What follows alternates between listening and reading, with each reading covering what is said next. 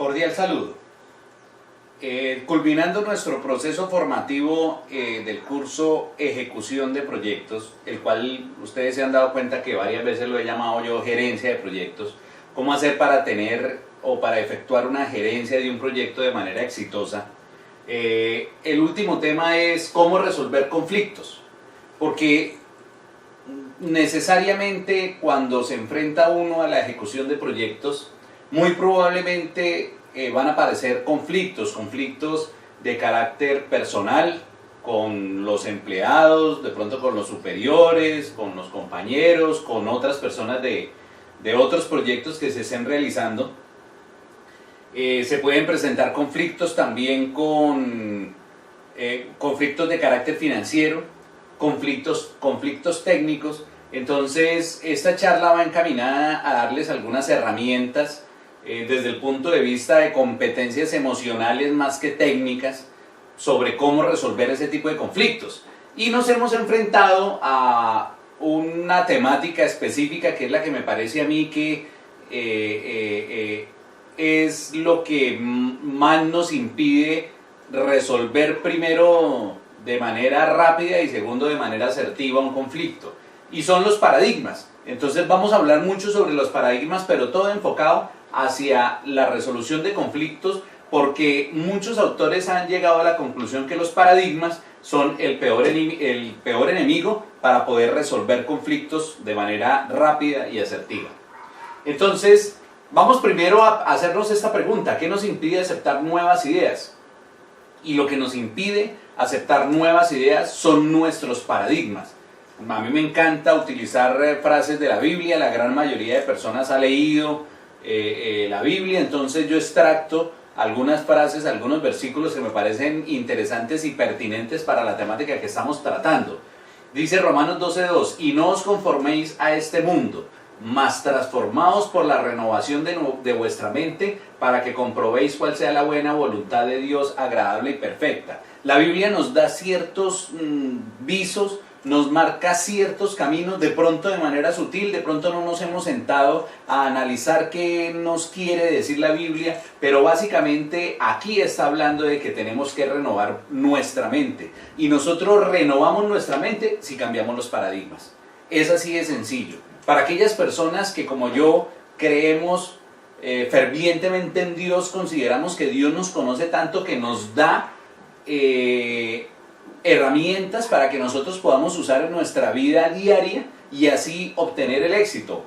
Dios, como un buen papá, quiere que nosotros obtengamos el éxito, y Él nos está diciendo: tienen que permanentemente andar cambiando los paradigmas para poder tener éxito en la vida.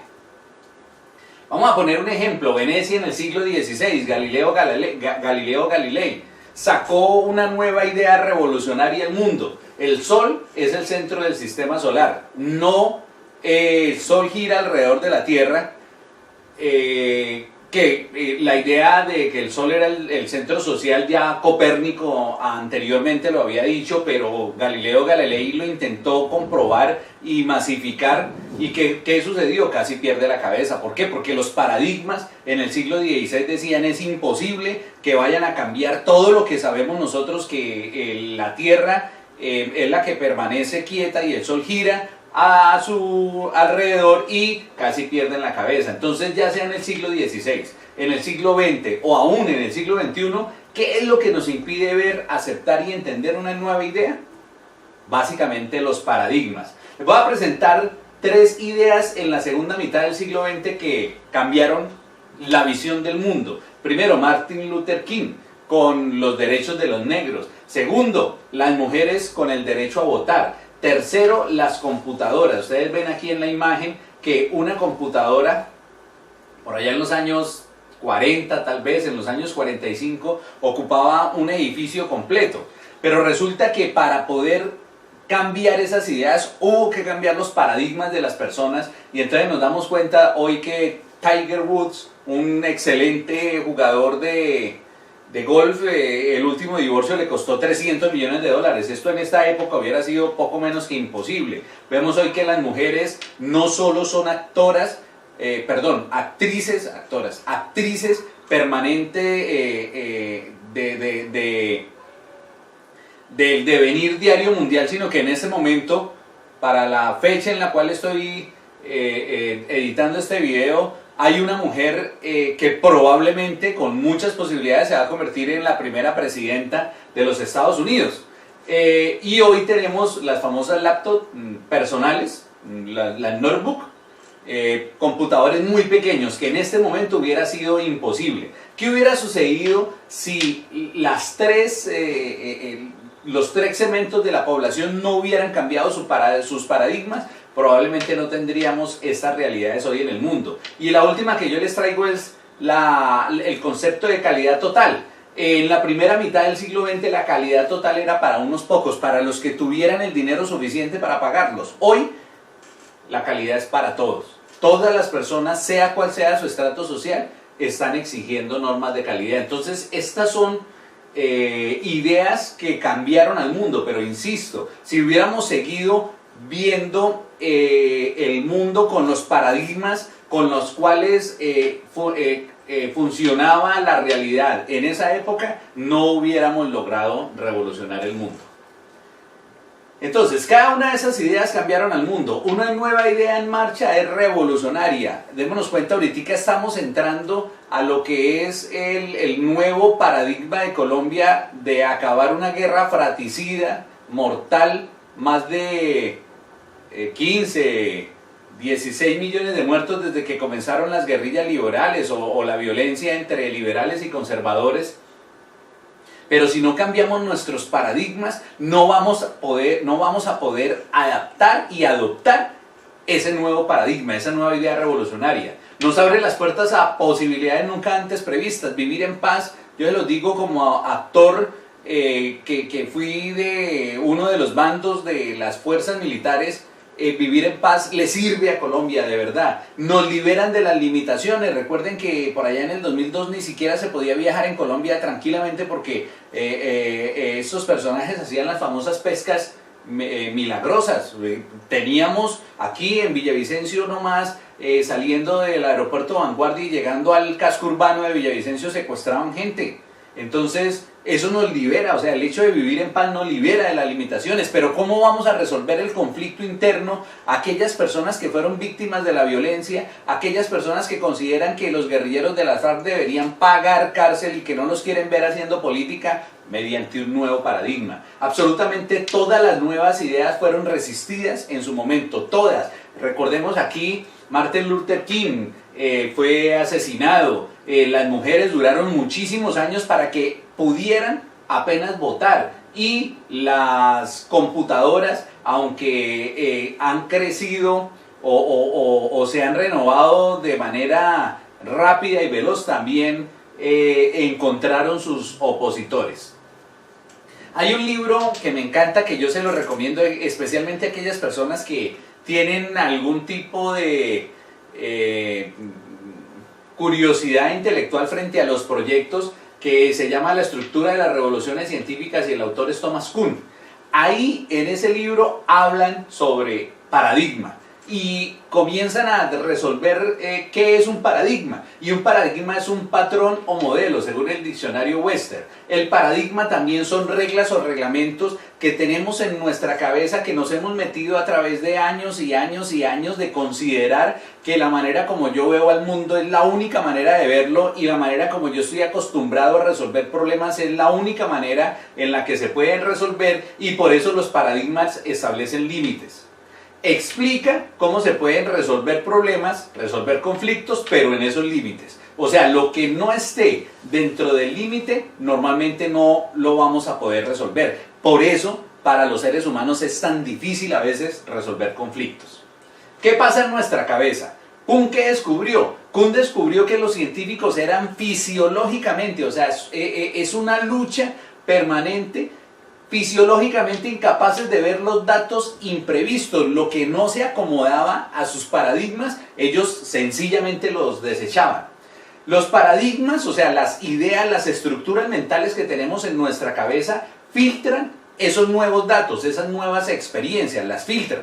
Nosotros escogemos lo que se adapta a nuestro paradigma y el resto sencillamente lo desechamos. ¿Por qué? Porque en todo momento observamos al mundo con lo que nuestros paradigmas, el mundo se tiene que ajustar a nuestros paradigmas, porque nuestros paradigmas están allá incrustados en nuestra cabeza. Entonces, elegimos los datos que se acomodan a los paradigmas, ignoramos el resto. Por eso, algo que es perfectamente obvio para una persona, imaginen yo que me he dedicado en los últimos casi 10 años a dar charlas sobre proyectos, y a veces yo veo tan fácil formular un problema, formular un objetivo, y hay otras personas a las cuales les parece imposible eso, porque ellos hasta ahora están cambiando esos paradigmas.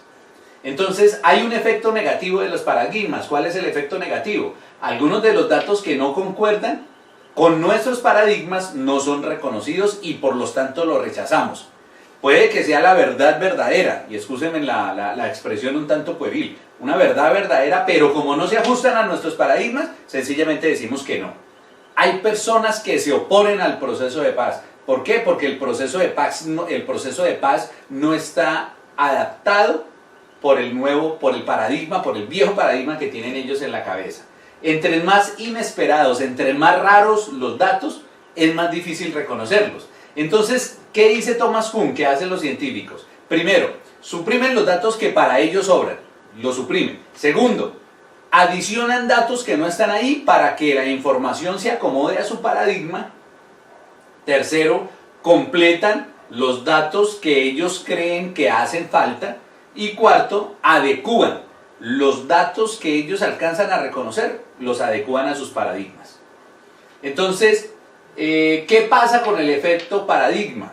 Muchos empresarios desechan nuevas oportunidades. Vamos a ver 2 o 3 casos más adelante que a mí me parecieron increíbles cuando yo los estuve estudiando, y es básicamente sobre la manera como los empresarios desechan esas oportunidades sencillamente porque no se adaptan a sus paradigmas, y otras personas los cogieron y se volvieron multimillonarios. Los vendedores no atienden nuevos mercados. Un vendedor que está acostumbrado a vender bajo estas circunstancias, cuando aparece un nuevo paradigma, no los atienden. Los gerentes obstaculizan nuevas estrategias. Hay muchos gerentes que son reacios, gerentes de proyectos que son reacios, que llega el empleado y le dice: vea, gerente, yo sé que haciendo esta actividad de esta manera vamos a ahorrar tiempo y vamos a ahorrar esfuerzo. No, ¿sabe qué, hermano? No se ponga a improvisar y hágalo como yo le estoy diciendo. Impide que cada uno de nosotros elabore soluciones creativas para resolver nuevos conflictos. Aparece un nuevo conflicto y nosotros queremos resolver el nuevo conflicto con nuestro viejo paradigma. ¿Qué tienen que ver los paradigmas con la resolución de conflictos? Ustedes se estarán preguntando, y son precisamente esas normas y esos reglamentos los que nos impiden enfrentar con éxito el futuro. Y para enfrentar con éxito el futuro tenemos que resolver los conflictos de hoy, pero los conflictos de hoy se resuelven, la mayoría, más rápidamente y más efectivamente con nuevos paradigmas.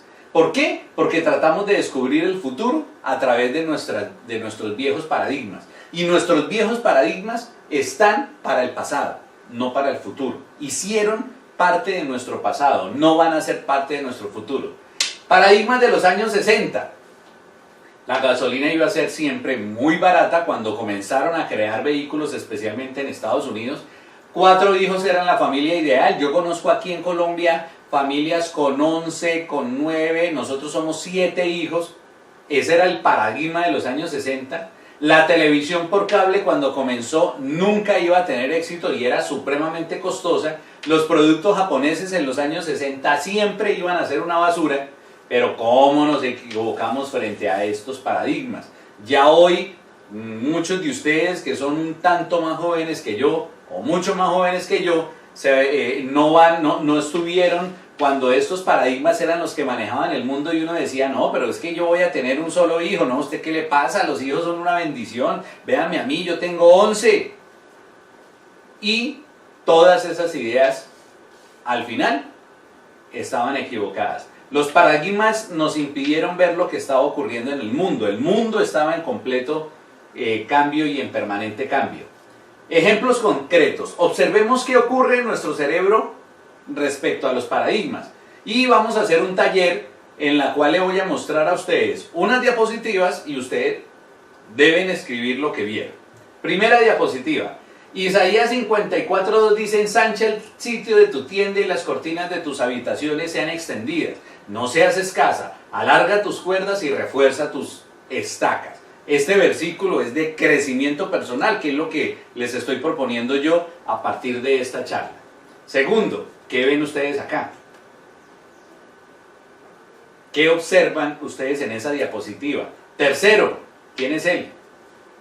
¿Qué creen ustedes que esta caricatura nos vaya a vender? Cuarto, ¿qué ven ustedes ahí? No se escandalicen, no se escandalicen. Quinto, ¿es bonita esta mujer? Ustedes pueden decir sí o pueden decir no. Entonces, analicemos el efecto paradigma. ¿Qué ocurre en nuestras cabezas? Primero, tal vez los estudios dicen que menos del 3 o el 4% alcanzan a ver cuando yo les estoy leyendo el texto de que seas está repetida 2 veces. Y eso nos ocurre muchísimo. Cuando nosotros leemos, nuestra cabeza está tan arraigada frente al paradigma que ella inmediatamente elimina los datos que están repetidos. Porque como no entiende por qué esas 2 palabras no entiende por qué están repetidas, sencillamente eliminan una de las 2. Eso nos ocurre mucho. Segundo, la gran mayoría de las personas dicen: ahí hay un triángulo. Pero triángulo es lo único que no hay en este dibujo. Yo veo tal vez 3 Pac-Man, pero no es un triángulo.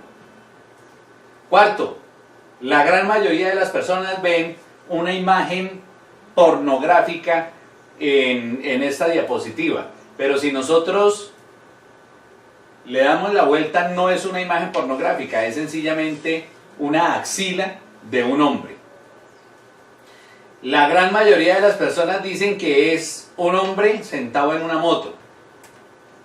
Muy pocas personas, creo que ninguna, podría decirle, tal vez 2 o 3, pueden arrojar o arriesgarse a dar otra definición. Porque el paradigma es que una persona con casco y con estos manubrios tan altos pertenece a una moto.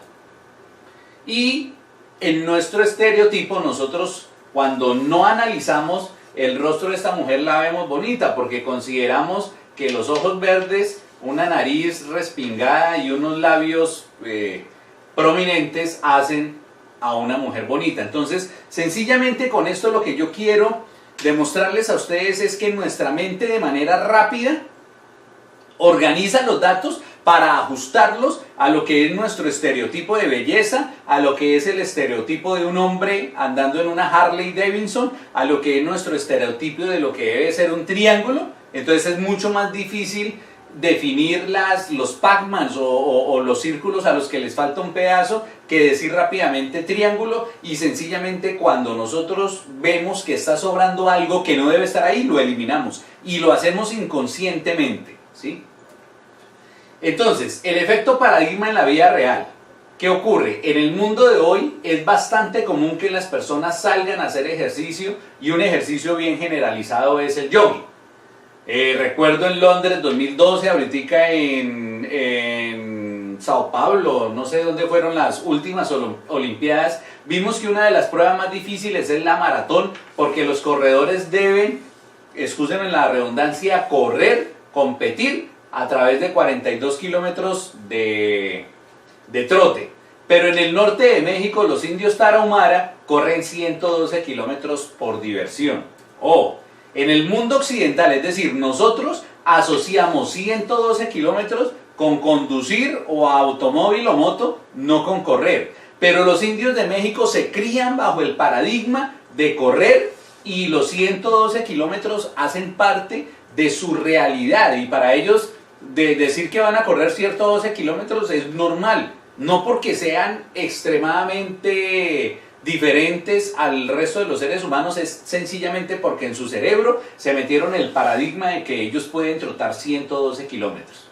Otro ejemplo de paradigma, el asiento de las bicicletas. Ustedes den cuenta que este es un asiento de una bicicleta, pero es el asiento cómodo. donde no se coloca o no se construye el asiento tipo montura, y créanme, yo he tenido la oportunidad de probar este asiento y es mucho más cómodo porque es como estar manejando o estar montando una cicla sobre una silla normal. Un asiento de silla, pero el asiento tipo montura. Entonces la palabra montura es la que nos inhibe de explorar otras maneras de elaborar asientos. Y estos asientos los hicieron en Estados Unidos por allá en el año 75, acercándose a los 80, y nunca tuvieron éxito, aunque son mucho más cómodos que esto. Una persona sentada en esta silla, que le llamaron el asiento cómodo para ciclas, puede irse tranquilamente 30-40 kilómetros y no va a estar tan adolorido como el asiento tipo montura, pero ninguno de los ciclistas que yo conozco les parece interesante la idea. ¿Por qué? Porque es algo que rompe el paradigma del asiento tipo montura. Otro caso importantísimo, léanlo, estudienlo si no me cree, el ejemplo de Kodak. Cuando la cámara de carrete se vendía como la Spuma Eastman Kodak, no hizo caso del invento de su ingeniero Steven Sasson. Steven Sasson hace poco murió, pero él pensó que sería fantástico apartarse del clásico carrete y crear un nuevo dispositivo que guardara el contenido de una cinta de cassette y que funcionara al apretar un botón, una experiencia que el usuario ya reconocía. El resultado fue que Steven Sasson, hizo o creó o inventó la cámara digital. Entonces se la presentó a Eastman Kodak, y Eastman Kodak, ¿qué dijo? No, espere un momentico, ¿cómo así que usted va a pasar, va a eliminar el carrete, el aluro de plata? Nosotros estamos dominando las ventas de las cámaras, de tomar fotografías y de los carretes para las fotografías en todo el mundo, y usted me aparece con esta idea. ¿Qué sucedió? No le hizo caso, y aunque en 1976 Kodak acaparaba el 90% de las ventas de los rollos de película, el 90% en el mundo, no es poquiticas ventas, y el 85% de ventas en las cámaras en América, hasta 1990 fue regularmente una de las 5 marcas mundiales de mayor valor, pero cayó con las cámaras digitales ante Fuji, Canon y Sony. Y ya en el año 2005 Kodak había desaparecido del mercado en menos de 20 años. ¿Por qué? Por no haber hecho caso de un invento de un ingeniero que ellos estaban pagando. Porque cambiaron totalmente el paradigma. Eastman Kodak no quiso asumir el nuevo paradigma, y hoy por hoy Kodak es una empresa que ya no existe en el mercado mundial. Otro ejemplo, el caso Xerox. Chester Carlson patentó la fotocopiadora en 1938. Debido a que trabajaba en la oficina de patentes de Estados Unidos, cuando tenía que copiar una patente, le tocaba dibujar la mano.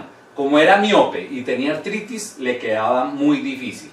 Basándose en los principios de la fotografía, diseñó un aparato para hacer fotografía electrostática y vio que funcionaba. Ojo, se dirigió a IBM, que para la época incursionaba en la fotografía, pero como la foto que lograba Chester era muy rudimentaria, fue rechazado en la IBM. Después fue a General Electric, a la RCA, y las dos lo rechazaron, porque él hablaba del concepto de fotografía, no de fotocopia.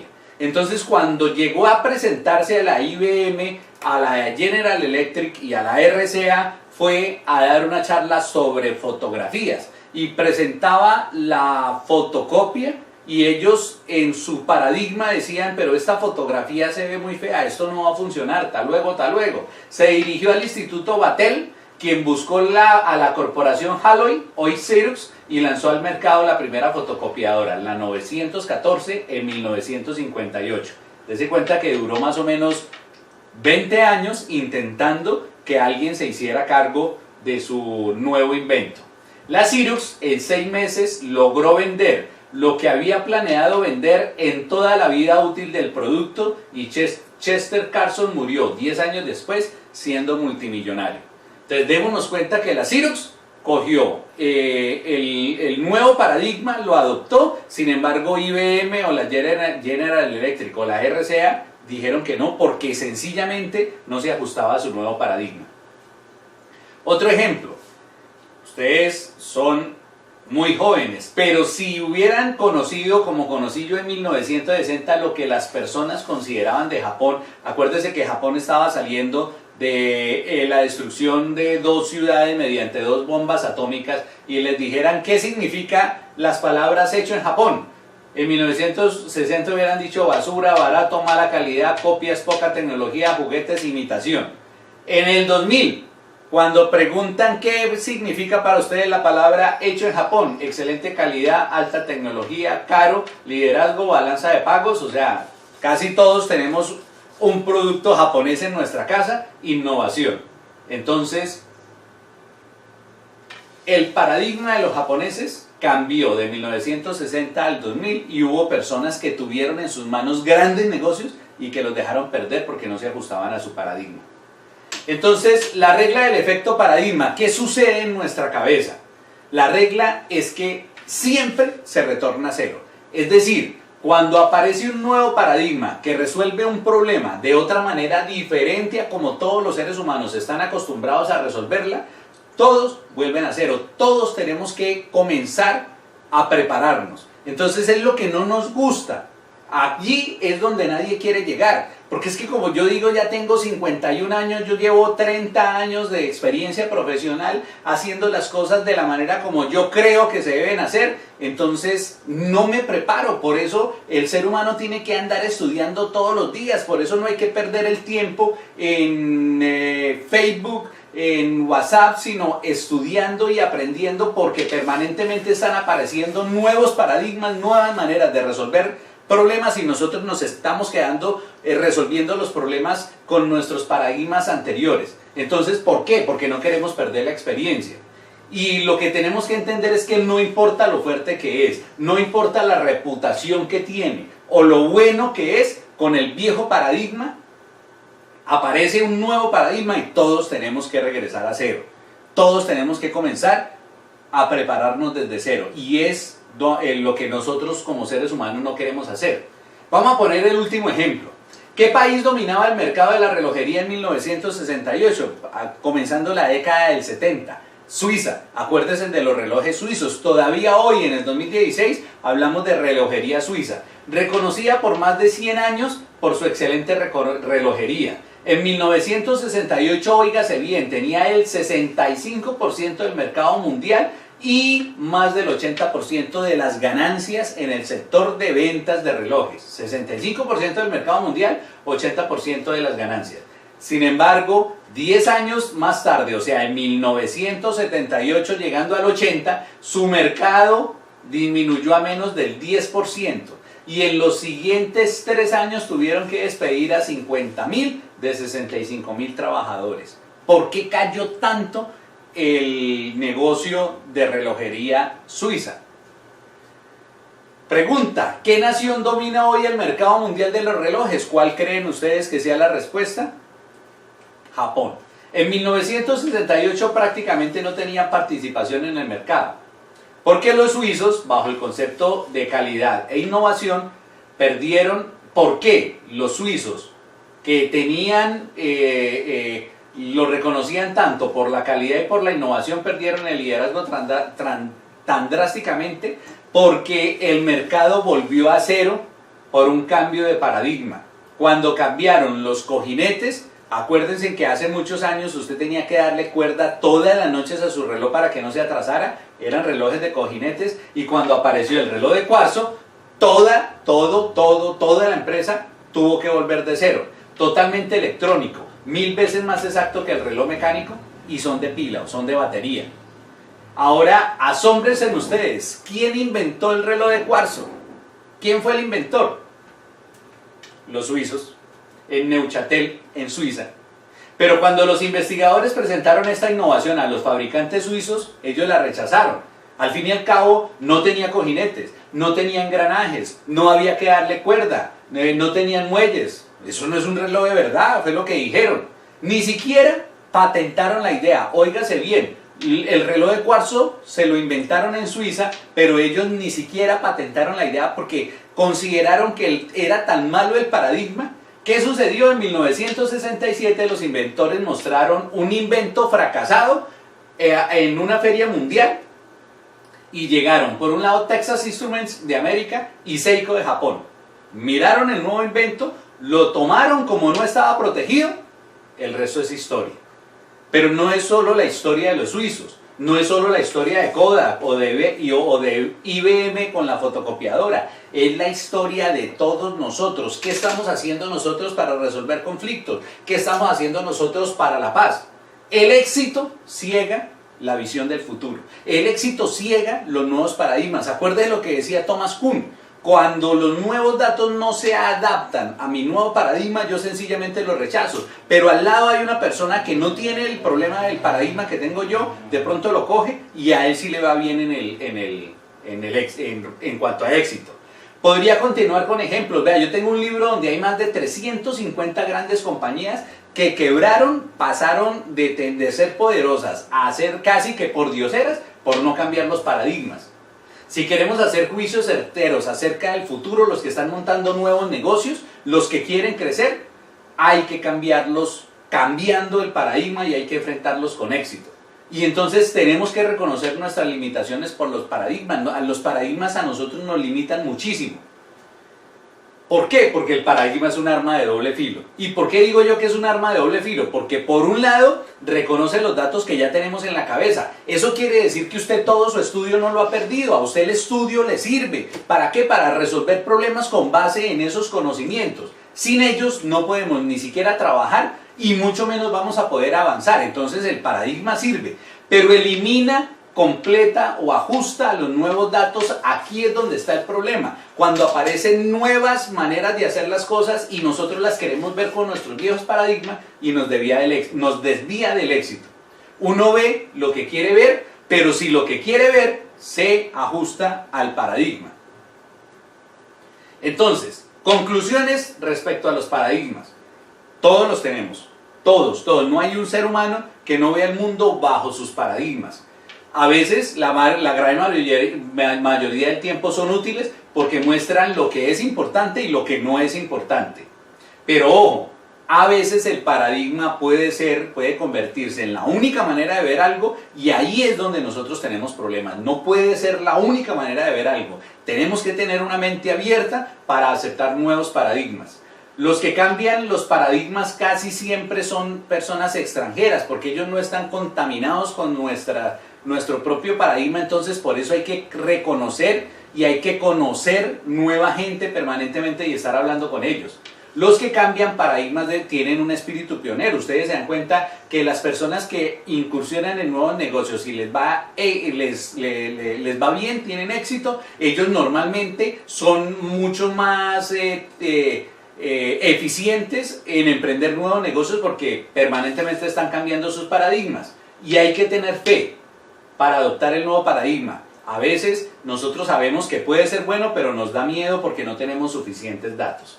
Hay una enfermedad que está carcomiendo el siglo XXI y yo la he llamado parálisis paradigmática. ¿Qué es la parálisis paradigmática? Es una enfermedad mortal de certeza. No podemos creer que tenemos la última verdad y es fácil contraerla. Por ejemplo, los suizos, Kodak o la IBM contrajeron la enfermedad.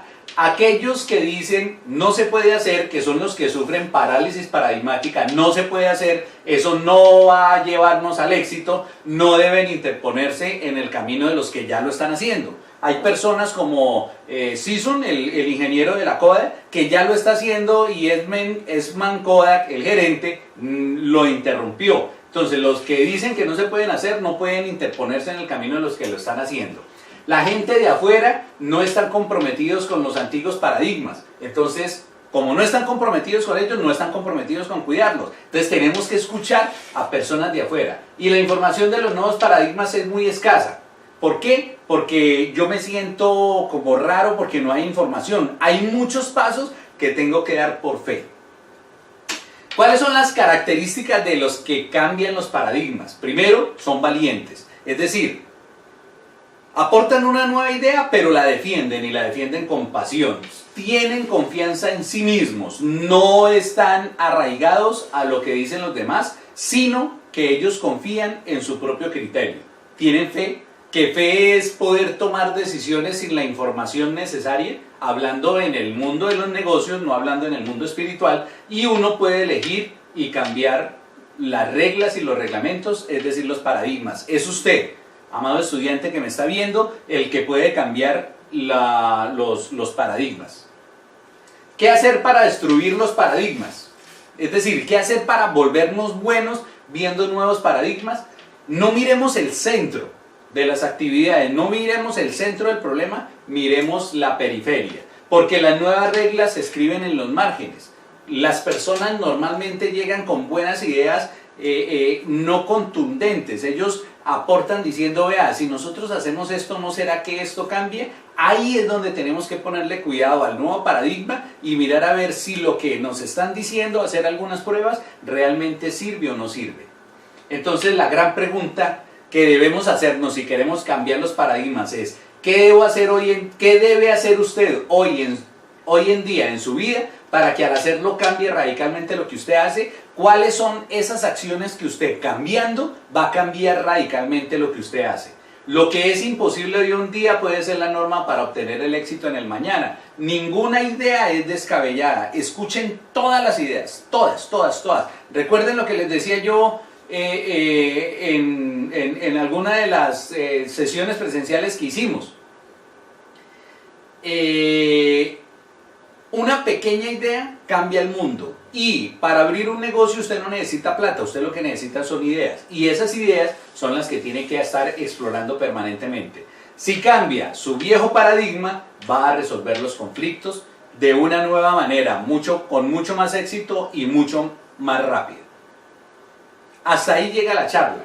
¿Cuál es la tarea para terminar ya ejecución de proyectos? En una hoja enuncie un conflicto que usted tenga, un conflicto de carácter laboral, un conflicto de carácter económico, un conflicto de carácter personal, no interesa, y con base en la charla, paradigmas que acabo de dar, liste 3 o 4 cosas que usted debería cambiar en su mente para poder resolver ese conflicto. Arriésguense, háganlo, es la manera como yo cambio mis viejos paradigmas, enfrentando un problema con una nueva manera de verlo. Así vamos a resolver los conflictos. Muchas gracias, espero verlos en el ejercicio profesional al que ustedes se van a enfrentar como gerentes de proyectos, y nos volvemos a hablar en una nueva oportunidad. Gracias.